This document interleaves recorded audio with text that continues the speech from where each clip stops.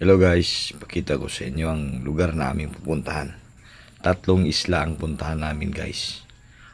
Naglalakad pa kami kasi yung bangka nandoon pa sa dulo, malayo pa. Pero okay naman kasi ang hangin naman eh. At saka ang gandang tingnan ng paligid mo. Maraming isla ang makikita mo dito. Okay, malapit na kami sa bangka. Yan, mga bangka ang sasakyan namin. At excited na rin sa pagra-ride. Marami kang masasakyan doon na mga boot. Dito na kami. Okay guys, samahan nyo ako rito. Maraming salamat sa panonood.